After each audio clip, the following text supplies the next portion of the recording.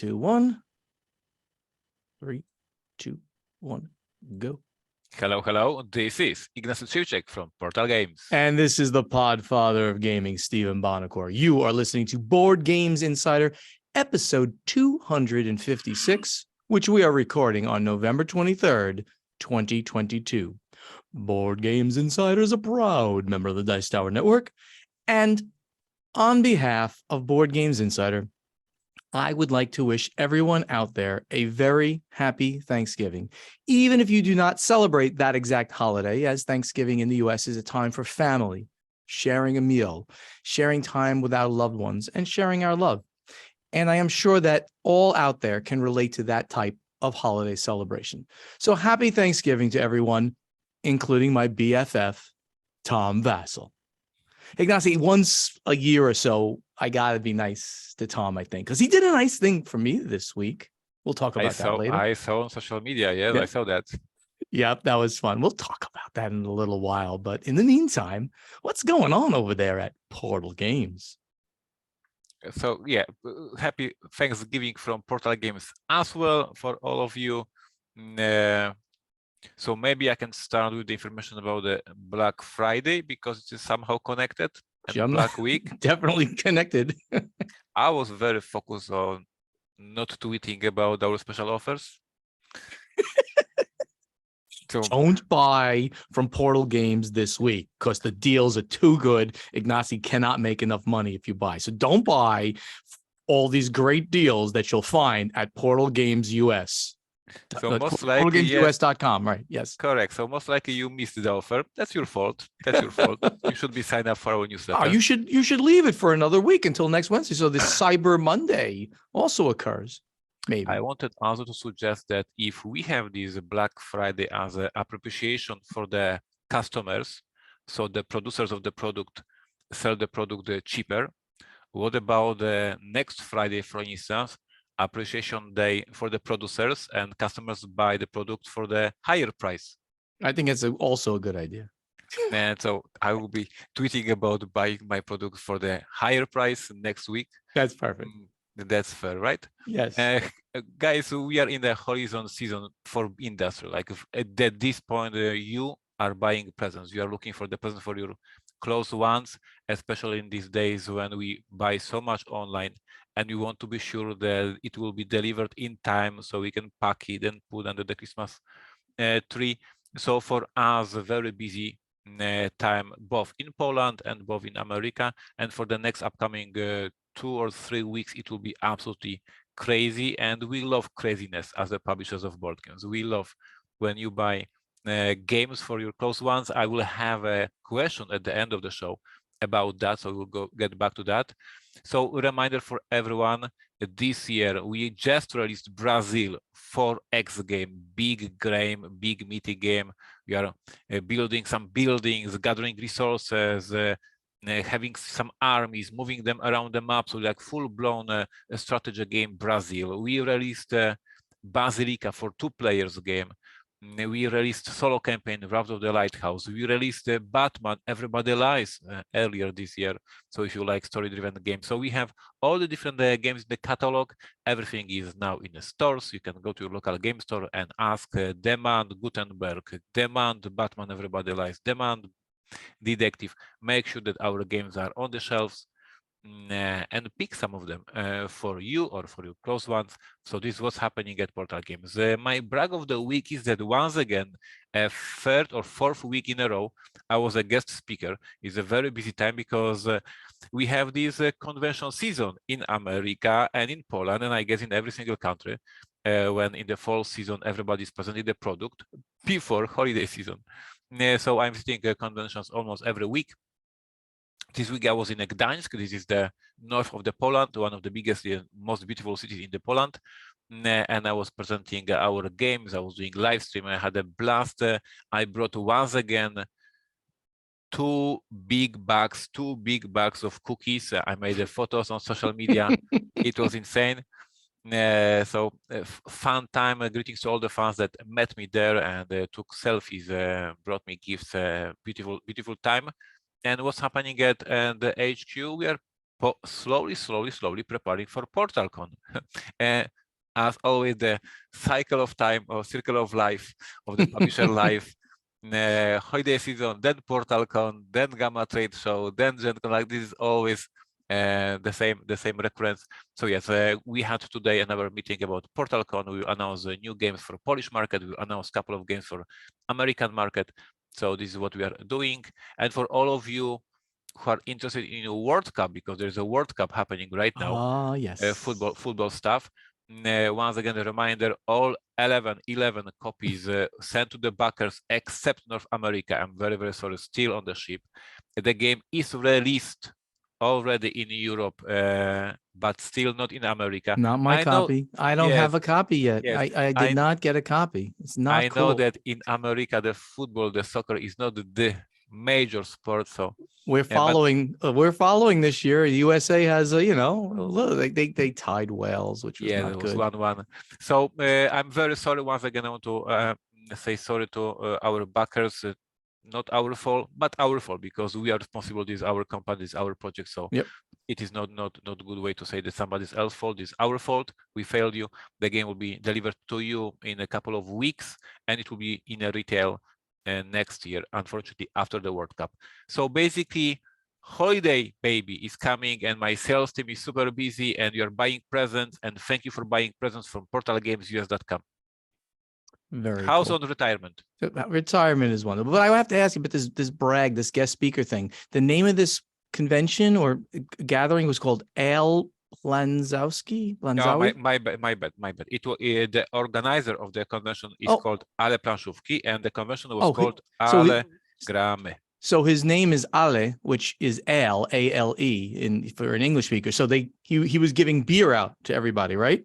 Actually, I have a couple of beers that were given to me, so I can pass them to Mary. That's nice. Yeah, so I brought four. I brought 4 bottles of beer from this convention. So yes. Okay. Ale happened. The Podfather approves of this message then. Okay. All right. So over here at the Podfather of Gaming, first thing I'm going to mention this a lot. I'm going to mention this going forward for quite a while, because you have to plan. You got to plan this. So my challenge of the week. Okay, I'm challenging you guys who are watching me with my pointing my fingers here at you, and people listening on the podcast version. Please go to the World Series of Board Gaming website, WSBGVegas.com, WSBGVegas.com, and check out what's happening at next year's the 2023 World Series of Board Gaming. Right. So I have again been invited to be a VIP at the World Series of Board Gaming, and I can now get you a discount if you want to go. You use discount code PODFATHER at checkout, and you'll get $40 off either the 4-game package or the 4-game package with the hotel stay, the 2 top ones there. I can't tell you how cool the experience was for everybody, not just me, and not just the other 16 people who were part of the VIPs from all over the industry. Next year, Tom Vassell is going to be back. They're going to make him guest of honor over me, but I'll still be a VIP, but I'll be using that a lot in my social media. It'll be very funny when his picture is on top of my picture this time. But I want you just to check it out, because I know there's somebody that you know, or it could be you, who is that gamer who's real competitive, really knows games, wins a lot of games, and you will potentially come away with over $25,000 in prizes. Can you imagine that? But just do me a favor, do you a favor, and go to WSBGVegas.com and pass along the code PODFATHER to anybody you know who wants to possibly sign up. So please do that. Okay. Now, what else do we have here? So as I mentioned at the top of the show, Tom Vassell invited myself and Rod Phelps down to the Dice Tower headquarters last Friday, and we played Frosthaven. We played 3 scenarios of Frosthaven. So that makes it. Oh my God. Nice. So we played essentially all day. We played from first thing in the morning till, late afternoon. And then I went home for dinner. I've now played 4 scenarios, because I played one in Essen. I'd mentioned that one already. I'm not a reviewer, but it's obvious how much I like the Gloomhaven system. I think Isaac at Cephalofair Games absolutely created a genius idea and a genius system here. The game is beautiful. It just takes the Gloomhaven system to a next level. It's a only tweaks. It's not, if you know Gloomhaven, you can just jump right into Frosthaven and start playing. There's a few differences, but they're really minor. So we didn't record it because this was him to play it so that he can then do a review later on. So we were helping him out. But that was some great gaming. Later on this week, I am now in New Jersey for the Thanksgiving holiday, and I will be seeing friends and family. It's going to be fantastic. Big shout out to my buddies that I'm going to be seeing: Chad McCash, Jeff Engelstein. I'll be seeing him. Greetings to him. Yes, greetings. Brian, Michelle, Amy, Neil, Vera, Matt, Kenna, Mike, Marianne. I doubt many of them listen, but you know what? I'm going to be seeing all my good buddies here from New Jersey on Saturday night. That's going to be great. And right from here, after spending 10 days with my mother, there could be a problem, in the next few days here. After spending 10 days here at my mother's house, we're going to be heading over to Philadelphia. Paula and I will be at PAX U. So I really hope that anybody going there will search me out. Give me a social media text via Twitter or any other way you'd like to messenger, get in touch with me. We'll get together, play a game, have a beer, whatever the case may be. Going to be fun. The only thing I don't like about doing this is that it's 32 degrees outside. That's 0 Celsius for the Europeans. It sucks temperature wise. No snow at least, but it probably will snow before I leave. You are spoiled by Florida weather. Oh yeah, because it's man, come on, grow up, come on. Because it's 80 degrees and that's like 30 C. It's like really beautiful down there. Maybe that's 25. I don't know. Anyway, beautiful weather in Florida. I can't wait to be back there. But in the meantime, I'm gonna have a lot of fun here in New Jersey and then Pennsylvania. All right, Ignacy, lots of interesting news showed up this week. So let's get over to the event deck. So one cool thing that someone pointed out, I appreciate, and I don't remember who at the moment, I apologize. We get a lot of news articles that come to us and they're not even on gaming platforms, that we normally scrape from gaming platforms. But this one came from someone who gave us from a shipping platform, and it said carriers, as in the carriers of containers, are in panic mode as China bookings plummet. And this by the way was on gcaptain.com is the name of the website. Ocean carriers are said to be in panic mode as bookings from China to North Europe and the US West Coast tank, causing rates to plummet to new depths. Despite aggressive blanking that has reduced weekly capacity on the trade lanes by more than a third, the lines have failed to show the precipitous fall in short-term rates and are arguably fueling the fire by offering sub-economic spot rates via their digital platforms. There's a lot of jargon in there, so I'm trying to get this thing out as I figure out what he's saying here. But for example, rates from Shanghai, Tianjin, and Shenzhen to Le Havre, Hamburg, range of container hubs in North Europe of $1,000 per 20 foot and $1,800 per 40 foot are widely available for prompt shipment. Wow. Now that's some really cheap shipping rates, Ignacy. If I don't know what you've been getting, so I guess I'm going to toss it to you for a second, but I mean, you might not know, right? Because you've got a logistics guy who's doing this, but has he reported plummeting rates on your containers coming from China? I have information that yes, indeed, we pay now less for shipping, which is a good sign. So I'm a happy boss these days. And now, on one hand, you could say that it's balancing out after the previous months. On the other hand, we know, and this is every year the same case, that right after the new Year Eve, when there is a Chinese New Year coming, all the prices go up because everybody tried to move product from China before Chinese New Year. So the main message is that the prices finally started to change. Sometimes they go down, they will go now up in the January, and then they will go down in March, most likely.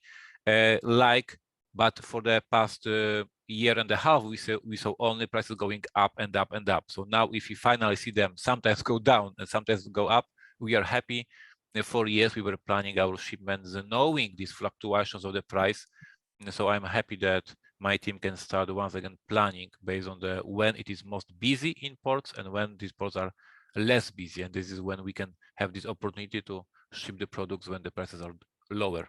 Yeah, some of these rates that they're quoting here are absolutely astonishing. I mean, lower than when I was in the industry, lower than anything I've ever seen. Because back in the day, from China to the east coast of the USA, which would go through the Panama Canal and come up to Savannah, Georgia, where then it would be railed or trucked over to PSI for Stronghold Games and for Indie Game Studios and also for Ignacy at Portal USA. The average price of a 40-foot container would be $4,000 to $5,000 when we started this nonsense. When I started the company, that is, and it creeped up over the 10 years. Of course, it was $5,000 to $6,000, let's just say, in that area.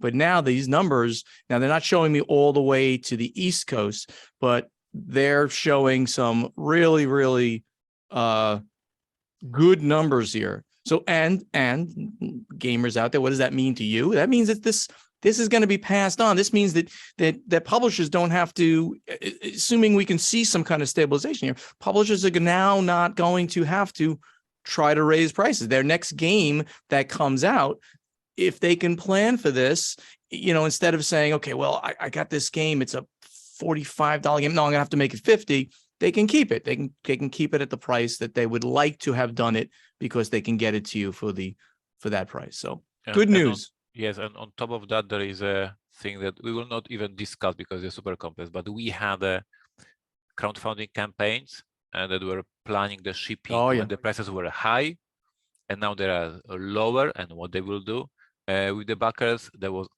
obviously the otherwise situation when the crowdfunding campaign had a low shipping cost, and then the cost rocketed, and some of the creators were asking backers to help with the shipping. So it is especially difficult for the crowdfunding campaigns to predict the prices a year later.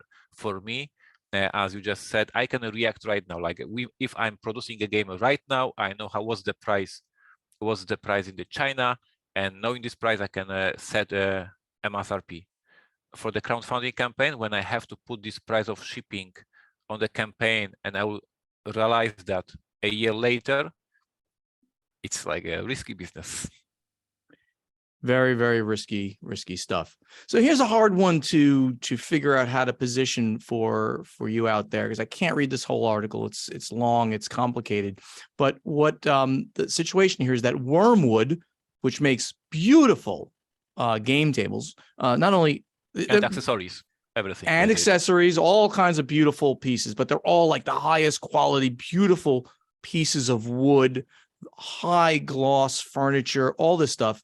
They're discovering issues with the crowdfunding boom and bust cycle, as they're calling it. So they've recently put up a Kickstarter, and a project wanted $3 million from backers to become fully funded, with an initial buy-in set at $3,000, nearly twice the cost of the lowest price desk in the line. These were desks that were coming out. The goal was to stabilize the company's production pipeline by limiting demand to well-heeled consumers only, a population that had shown up in droves for its past products. With a set number of desks to produce, it could easily keep its 200 US-based workers employed while incentivizing Kickstarter backers to upgrade their purchases at some point down the line. First of all, $3 million was the number they needed just to keep themselves like in the right position for the whole company. Very, very odd. They needed money now to just keeping people in business, keeping their people employed, and 200 employees. I was shocked by that. Like I'm watching. Can't imagine. I'm not often, but I'm watching. I'm subscribing to them. They have a great YouTube channel, and they do a vlog. So sometimes you can see, every couple of weeks, you can see behind the scenes materials. And it's a huge company. Like indeed, there's like a ton of people working with these wood pieces. So yeah, I didn't know that they have 200 employees, but from the vlogs you can see that it's a big company. Yeah, but how do you need 200 people working full time? I'm assuming, or at least somewhat, to run a company like this. I mean, you get cycles, of course, but that's just a tremendous number. I mean, yeah, sure. Okay, it's a big company. But who are they selling to? Us. Just us, right? It's really only board gamers and physical tabletop gamers. I'm hear you. amazed. I hear you. You don't have 200 employees, and it seems like you do a lot more stuff there. I know you, and you have a lot. You've got 40, 50-ish. You've got digital. You've got all that. So I was really shocked.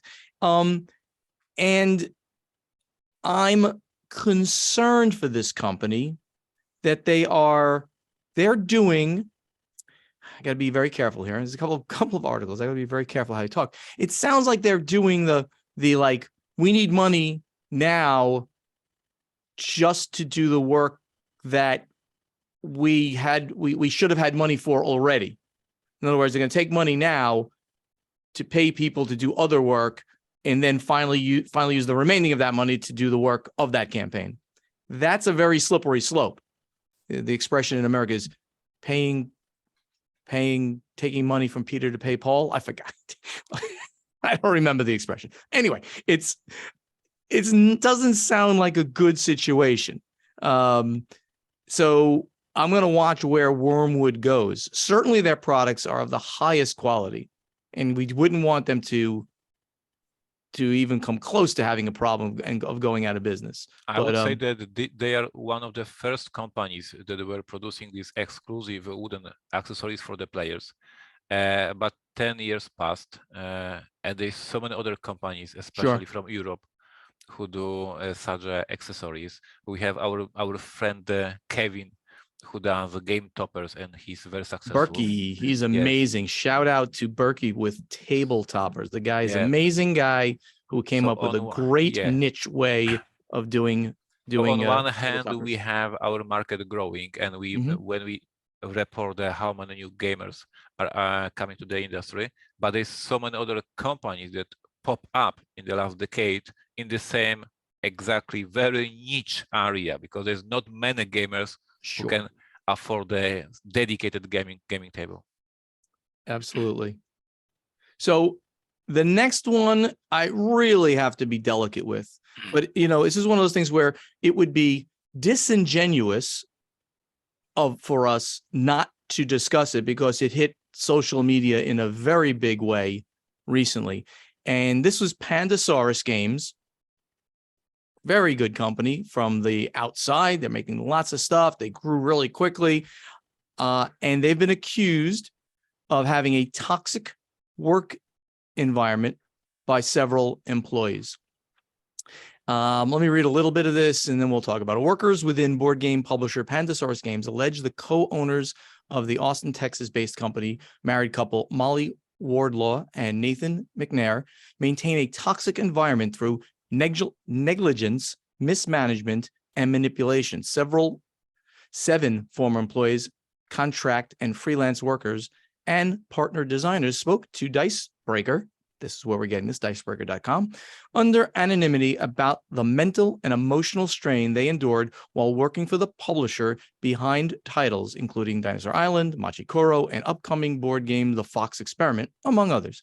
The workers allege that the vast majority of Pandasaurus Games' internal issues led back to management style that characterized as both absentee and painfully involved in the smallest details. Now, Ignacy, I got to be very careful about how I say this, because we don't know everything, but it would be disingenuous. It would be, we'd be like hiding something not to talk a little bit about this, because it hit media. It hit media here as we're reading what I'm reading here. It hit social media in a huge way. So first of all, number one, I know the owners pretty well. I mean, we don't go out to dinner and drinks kind of well, but I know them. They're acquaintances in the game industry, Molly and Nathan. So I consider them, and I like them. Of course, they're nice people externally. we don't know the internal workings of the company. A lot of what was stating here was, it was interesting to me because it's hard to understand where people are coming from. Like, why would you find the need to go out and put this out there, and talk about this publicly? Certainly back in the day, nobody did that. You left your job. However, this is the interesting thing. We had one of the former employees actually reach out to Ignacy and I under anonymity. He told me some of the things that were going on within the company, and it supported the things that we're talking here: severe micromanagement, where people all had it was a very flat organizational chart, and nobody could, even though with that, and people had titles, they couldn't make any decisions without getting every approval, every little thing. He would mention that there was gaslighting, and I didn't even understand exactly what that meant, but in general, it's like you had a conversation with someone, with the management team, and then you executed, and then you got criticized, yelled at, because you didn't do the right thing, even though you had the conversation. So it was hiding. It was lying about occurrences, I guess is what you can say. And on and on. And, he also brought up this thing about, that the person was not like a young person or something like that. And that they don't believe it's like a millennial thing or something like that. They do not believe that. And this person had a job at another major publisher who they were saying wonderful things about, that their team there worked and they did their jobs and they worked with management and management gave them things. So it's a very complicated situation, I think, and it's very hard for us here, sitting here, to make judgments. I hope that Pandasaurus takes what has happened to heart and then can go out and make changes to keep an environment that fosters creativity and doesn't push people down and hurt them in the work environment. I don't know how to say that any differently, but Ignacy, do you have anything to highlight there? Anything that I said or anything that you got out of this? I would definitely would like to comment as not much as possible, because English is not my native language, and this is a very complex and very difficult topic, and I could offend somebody and say something that I didn't mean. The two statements. One statement is, obviously, if somebody was hurt and was feeling not super awesome at the job, it is very bad, and we are sorry for them, and we obviously support them. And the second statement, I run a business for 23 years now. I'm the owner for the company for 23 years. And I've been in a very different situation. I saw everything, you could even say. Yes, 23 years. Running a company and working with so many employees, and everybody is different person. Everybody has different needs. Everybody has different pressure limit, etc., etc. So it's a very complex topic. We could make a whole episode, a 1-hour episode, about just managing people, working in the companies, working with different employees, how the pressure, why the pressure, how to deal with that. As I said, I would lie if I say today that I was a perfect boss for the past 23 years, that I was not building a pressure sometimes among my employees, etc., etc. So this is a super complex topic, and as without knowing more details, once again, if somebody was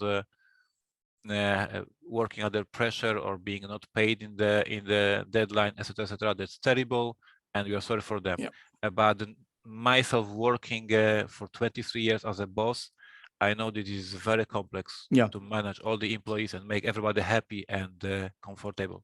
Yeah, and that's something that I didn't mention that should be mentioned. One of the allegations is that people weren't getting paid like in a timely manner, where like it would go like over several times, people say, hey, I haven't gotten paid. That's one thing that is a big problem, right there. That's not something that's even kind of, you have to pay your employees, you have to pay your contractors. They need money to live, right? They just need money. This is the job that they have been contracted or contracted to do. We'll just use that term. You have to pay your employees on time, and contractors. So, I hope that Panasaurus Games looks at this and realizes that maybe they did some things wrong. I hope that we don't hear about when these things happen in the industry, because it certainly doesn't make an industry look good, or it doesn't make the owners of the companies look any good. All right, very complex topic, as you said, Ignacy. We'll hopefully everything works out there for the better. In the meantime, strategy and tactics. All right, so our first question here comes from Eric Langenbach. He's at Lagnus. In what order priority are games translated to different languages? And is there anything besides sales that influences such decisions, like maybe only a rule book needs translation when there is no text on cards? And are there markets where it does not matter much for a hobby board game, like the Nordic countries, where not so many people live and most can read English okay? So he says, for example, if the games start out in Polish, obviously actually, they don't start out in Polish. We'll talk about that in a second. Is it then English and then German and then French and then Spanish? Ignacy, you obviously would be the perfect person to discuss translations of rule books and games in general. So give us the general idea of how the languages all fall out, and mention the part about English and Polish that I know is specific to your company. Yeah, this is specific because we live in Poland. I have Polish developers, but we create our games in English because for us, English is like this international language of the gamers. So we talk discard a card, even if we play here in Poland with Polish friends, but we say discard the card, not odrzuć the kartę, because this is more natural for us to be a geeks or gamers language. So yes, we create our games in English, and then we talk about the translation. So of course it depends what partners the publisher has. I have a partner in Germany, Pegasus Spiele. I have a partner in France, Yellow. I have a partner in Spain, Maldito Games, etc., etc. So of course these languages go first, but then when we have our very interesting game, our interesting prototype, then we go to different fairs. We mentioned here in the podcast many times Nuremberg fair in Germany, but it can be also at Genk, it can be also at Essen, and we present this prototype to publishers from various countries, like from Korea, like from China, like from Sweden, like from Italy, and we try to convince them to do this game in their language as well. So it all depends on the partners that you have. Of course, if you are for a long time in the industry, you have to have secured partners in these major markets. So we mentioned in this podcast many times that the France and Germany are major markets in Europe. Spain and Italy are also very important. So you want to have these languages, and then you look for the smaller countries like Czech, like Ukraine, etc., etc., and you're trying to get these languages as well. I don't know if I explained everything well, but you can add if I missed something. No, yeah, I mean, yeah, you have it, and it's a little different for North America publisher, which is obviously doing English primarily. Very often the games that if we would do a game, it's in English, period, and that's it. Early games I actually tried to put into several languages, but you realize that the market for the games in other countries are so much less that it doesn't make sense to go through all the translation process. What you'd rather have, what you should try to have, is a strong partner in that country who will then push the game. So for Stronghold Games, right, we do it in English, and then we would market the game to other publishers and say, hey, would you like to pick up this game? We think it has a lot of potential for your market. And once that happens, they would then get the license, and then they would do the translation, and then they would bring it to market. Hopefully we print together to lower the cost. The more units you print, the better the price you'll get from the printer. We always try to have, to the extent we can, less text on things. The rule book, of course, has got to be in the language of the wherever the it's being country. sold, right? English in many countries, Polish in Poland. If at all possible, the board and the cards, if they can just have symbols, we love that. But of course, many games can't. So when you have to translate cards, when you have to put text on a board, then when you co-publish, all of that has to be translated, and all of that is a different printing or a side printing to make these things all happen. It's a language is an absolute bear. Terrible. It's hard to do when you do multiple languages, but you do them because, each partner can make money when you do them. Jeremiah Brahmer, he's given us many questions in the past at Jeremiah Brahmer. He says, with GameFound opening up to more creators soon, which crowdfunding platform should a brand new publisher go with? Right. So we've talked about, of course, Kickstarter, been around the longest. GameFound made a big push about 2 years ago, almost now, when they opened their doors. And then just this year, we now have crowdfunding by BackerKit, right? BackerKit's been around, but they've been doing the post crowdfunding, sort of post Kickstarter work, right, for a publisher. Now we have them doing crowdfunding by BackerKit. So Ignacy, you're a brand new publisher. Let's say you're a brand new US publisher. Let's start that way. Who do you think they should go with for crowdfunding? They should not go with Hasbro Pulse. Not Hasbro Pulse, which is where HeroScape Age of Annihilation just failed, right? Of course, I would advocate for GameFound, but full disclosure, these are my friends. This company from Poland. I know the owner of the company, so obviously there are some strings attached. Friendship, not financial, but friendship. Why GameFound is a good pick for you? Because when you are starting, it's everything you do is new for you because you're just learning. And GameFound has this offer that they have a dedicated agent for you. So each project has a dedicated person that will help you set up the page, advise you maybe how to set up the page. If you have any questions, you will have your dedicated agent for you.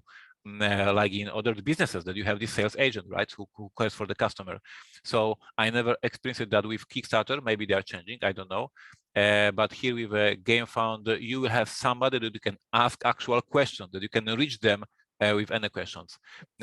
Sometimes you can also have some additional bonuses from GameFound. Of course, it depends how you negotiate the contract with them, but sometimes they will help you with the promoting your project, either on their website, either by Facebook ads. So there's lots of additional bonuses that you can negotiate and have.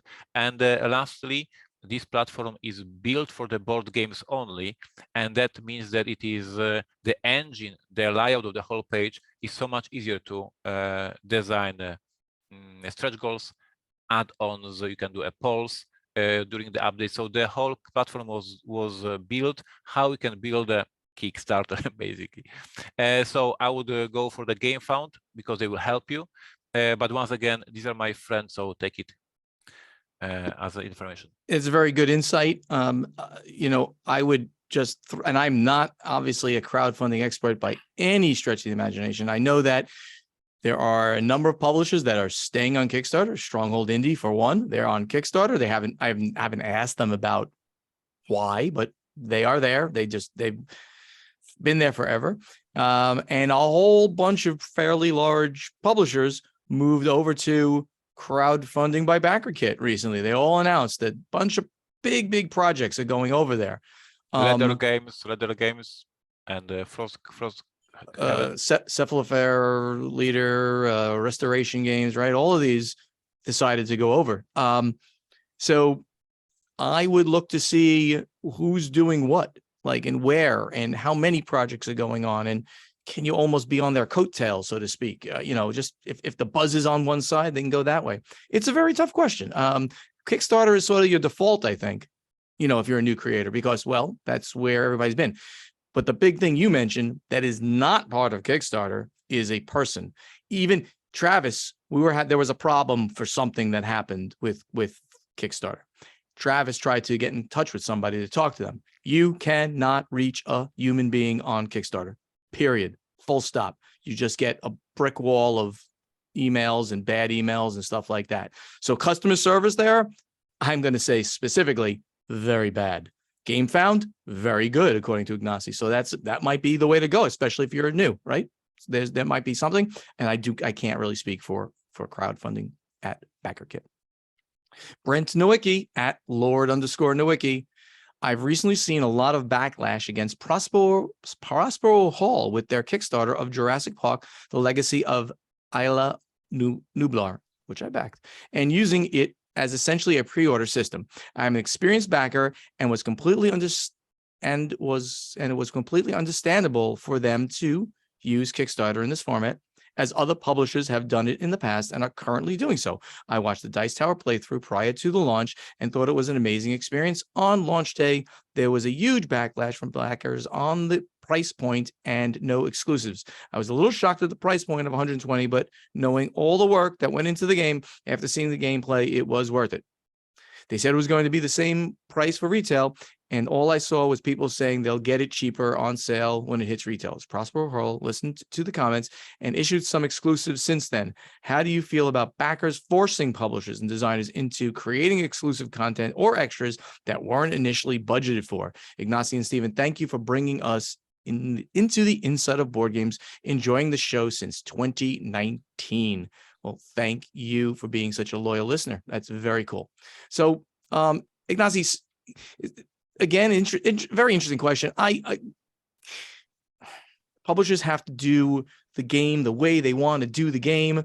I don't believe that crowdfunding means you get, as a backer, the say into what is happening behind the curtain. I don't think that you should feel entitled to anything. Do you want this game published? Then back it. The publisher has a responsibility of making sure you get that game the way they say you're going to get that game. And I do feel you should get it at least at the same time it hits retail, with a little bit of extra juice on it to make you feel good for being those people that got this thing to happen. But I don't think you should be able to force them to do something. It's just not cool. I mean, if you feel that you deserve something special, then don't back it. Then just do wait if you can even find it later.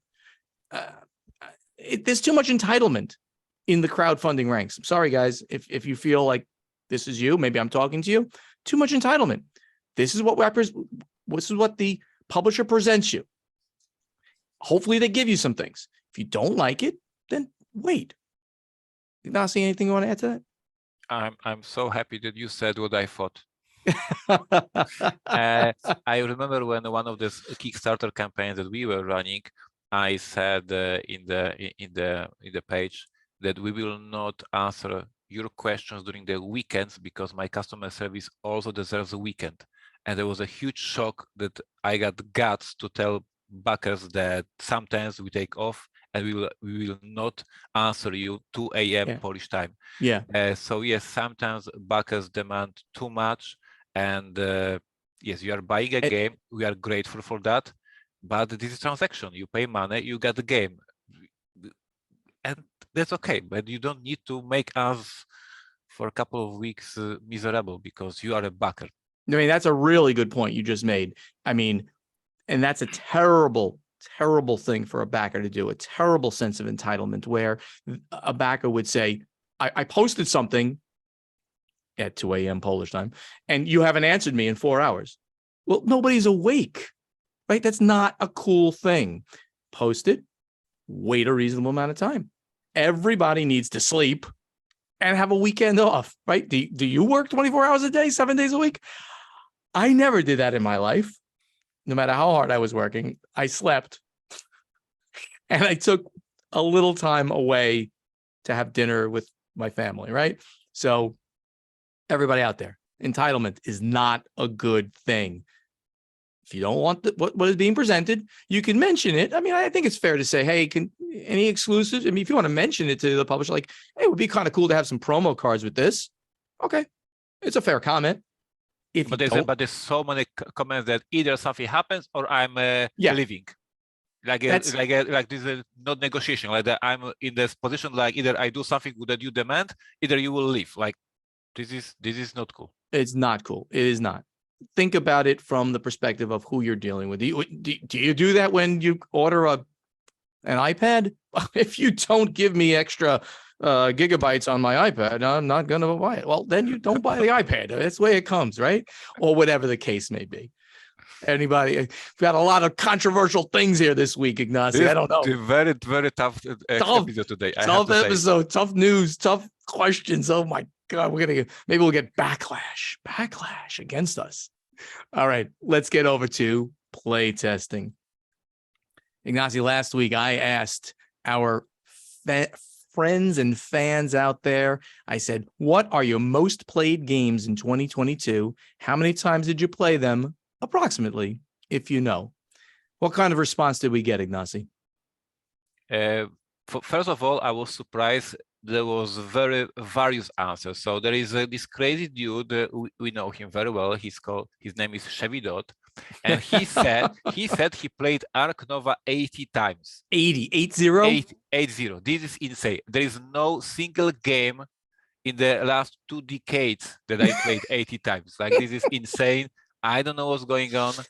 I guess he liked the game, but 80 times in a year, this is like insane. But we have on the other spectrum, one of my favorite answers, I have it here.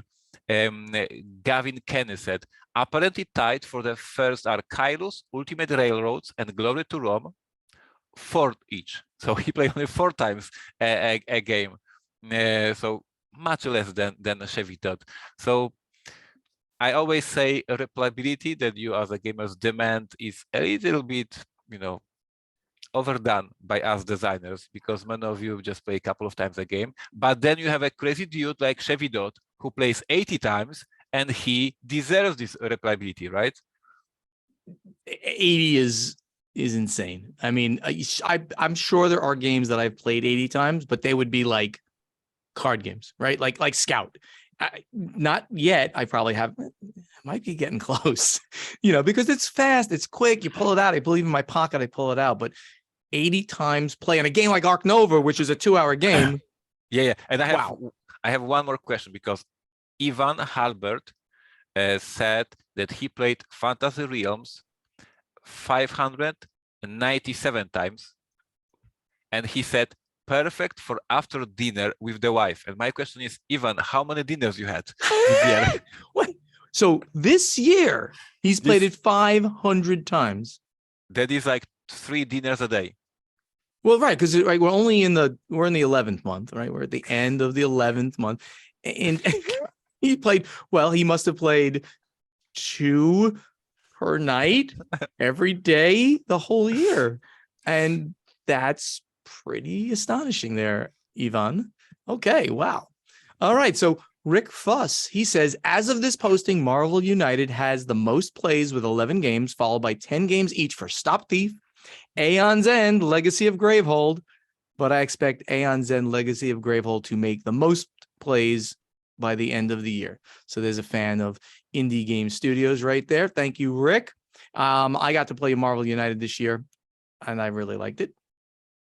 We have Ron Graves.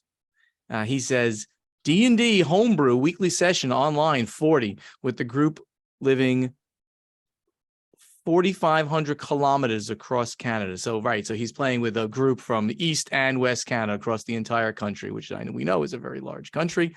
So that's his biggest one. And sure, then if I said D&D and Pathfinder, that's going to be way up there for me, because I personally play D&D every 2 weeks, and I play Pathfinder every week. So that for me would end up being quite a bit. He also adds King Domino with 13, Azul with 10, Lost Ruins of Arnak. That's going to be a pretty high one for me too. Paula is loving that game, and we got to get the expansion. Castles of Burgundy at 7, Agricola at 6, Century Spice Road at 6, and Clans of Caledonia at 6. The final one I have is, if we count BGA games, I think we do, with Castles of Burgundy, 10 plays so far. And if you don't count it, then Jump Drive, 9 plays. Jump Drive, wow, that's a niche. It's old game. That's old game, right? Yeah. Very cool. So thank you all for helping us out there with that. I think that was a really good question. Ignacy, do you have something cool for everybody for this week? I have a question yes, I have the question that is with this holiday gifts mood that I'm in right now. and I'm debating if you guys are going to buy some games for your close ones, and if by any chance it will be maybe Detective, or maybe Detective Everybody Lies, maybe it will be Imperial Settlers, maybe it will be something else from Portal Games catalog. So my question for you, after a quick edit from Steven, would be: do you buy board games as a holiday gift? What's your strategy here? Buy evergreens, the newest and greatest games that you own and love, games played when visit you. I don't know this. I don't know this. I don't know the sentence you're saying Games, here. come on, I will fix it. Tell me what Games, you go ahead. games you played when they When friends visited. visit. Okay. Yes, and All you know right. they When like it. So yeah, so here's the situation that, for instance, friends or your family visit you at your home, you play together a game, they loved it, and now you maybe think that you will buy it for them as a holiday gift because they already know the rules and you already know they like it. So for instance, if Steven is playing Scout with his family right now, I guess, will Steven then have it as a small gift for holiday because they love Scout? So once again, go on. the main question is: are you this nerd, this geek that gives everyone else board games because you need to promote our hobby, or not? And if you are, what's your strategy here? Steven, what's your answer here? So my answer is yes and no. I don't buy a lot of gifts these days, right? Because I only have like the rule in the family. You know, well, first of all, I only buy for family. I don't buy for friends. I mean, there's just too much after a while. The gifts, you know. So I buy for my mother, right? And I buy for my nephews, my brother's children. And we have a rule that once you get to be like 21 years old, the nieces and nephews, you don't get any presents anymore. So once you're an adult, you don't get presents. So mom gets a present, and my young nephews get presents. So for them, over time, over the years, I was giving them some like Survive. I was giving them like, small games like that, which games like that I had. And I was giving some other small games. And then I would go out and I would say, you know what, this is a great game for your family to play with them. One thing I got this year, which is interesting, which is not a game. I got them the Star Wars droid advent calendar. Okay. Everyone, an advent calendar. Disney put out, or Star Wars put out, a droid advent calendar. So starting, I'm going to be giving it to them on Friday when I see them. They're coming over the day after Thanksgiving. And then every day you open up the little thing and you either have a new droid to build, or you have parts of a droid to add to other droids and things like that. I could kind of saw that. And Paula saw this thing and we're like, oh, we got to get this thing. Now their kids, my nephews, are getting a little older, but they're still young. I guess I don't even know. My gosh, I should know these things. Maybe 14 and 11. So, but I know my brother Glenn, who's a huge Star Wars nut, is going to love this thing and opening it every day and probably doing it himself or doing it with the kids. So the answer is yes and no. If I did see a game that someone loved and they were a friend that I see a lot, yeah, I would just go out and I would buy it from them. That would be the only time that I would do it for like friends. And for family, on an ongoing basis, if I see something really good, I'll buy it for them. Ignacy, what about you? I'm not, and I'm regretting it, but I'm not, giving these board games all around because everybody knows that I love board games, and I don't want, to put these board games in their lives. If they want board game, they can ask me what I recommend. But I'm never doing that. But I'm regretting. I think like my family should have board games at home, and I should give them board games for the past 10 years.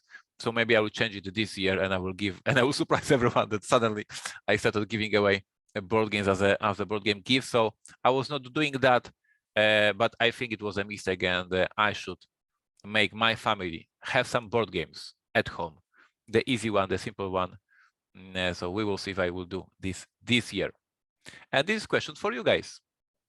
No. Very, very good. So right now, Ignacy is going to create a thread on Board Game Geek with this question and we would love you to answer it. So please go to the guild on BGG and find it in our playtesting thread for this question and post your answer there. I don't see you copying and pasting it, Ignacy, right now. I'm sure you're going to do it in a second. Okay. I'm sure you're going to do it. Right now, let's get over to the final scoring. Thank you so much for listening. Help us spread the word about this podcast by telling your friends to download Board Games Insider wherever you like to get their podcasts, or now watch Board Games Insider on the Podfather of Gaming YouTube channel. To ask us questions for our strategy and tactics segment, you must post them in the correct thread in our guild on Board Game Geek. To answer our question to you from our playtesting segment, please go over to the guild on Board Game Geek and look for the thread with this episode's question. Board Games Insider has a Facebook page, so please like us on Facebook. Also on Facebook, please like our page, Ignacy's page, and Steven's page, /PortalGamesUS and /PodfatherGaming. The websites are portalgamesus.com and podfathergaming.com. Go there, sign up for the newsletters, and have up-to-the-minute information on what's happening at Portal and with the Podfather of Gaming. On social media, talk directly to Steven Ignacy, Twitter and Instagram. It's at PortalGamesUS and at Podfather Gaming. Then also on YouTube, the channel names are Portal Games Movies, Portal Games Gameplays, and the Podfather of Gaming. TikTok, Portal Games US. We hope to see you at an upcoming convention soon. What's happening? What's the next one? PAX with me next week. Ignacy, how come you're not going to be there? You should be coming. I miss it. I was there once, and I love the city. I loved the food. I love the people. Great convention. Really good food downtown Philadelphia. Board Games Insider is looking for a new editor, but guess what, Ignacy? We're going to announce a new editor very soon. So nobody send me any more applications. We had a lot of people. Which was really wonderful. Thank you all. We are making contests behind the scenes. We are making contests for them. We send them different MP3 files. We check how they do it. I try to talk Polish, English. We check how they edit. There's a lot of competition here. A lot of competition, but we will have a new editor to announce pretty soon. Thank you again, Matthew Jude, for doing this for all this time. Ray Greenlee does our intro, outro, and in-between segments, so he can be contacted to do voiceover work for you at raygreenleevoiceover.com.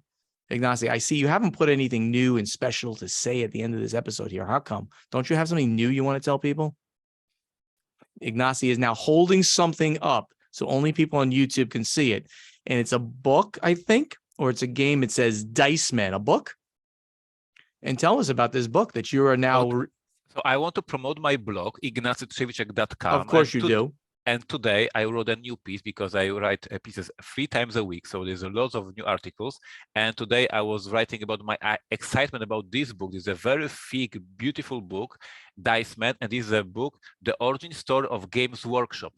So it's written by Ian Livingstone, and it's about the very beginnings of Games Workshop and the Warhammer and all the things. And the book is looking beautiful with lots of the, look here, the photos of prototypes of the early Warhammer, early things, early miniatures. A beautiful book. I'm very excited. I got it. So yes, go to ignacytrzewicek.com to read my blog post or find this book, Dice Man, and buy it because it's freaking amazing. Very, very, very cool. Thank you, everybody. As you heard, there's a doorbell just rang here at my mother's house, and I'm about to go out because my brother's showing up here. Thanks, everybody. We'll talk to you next week. Bye now. Take care.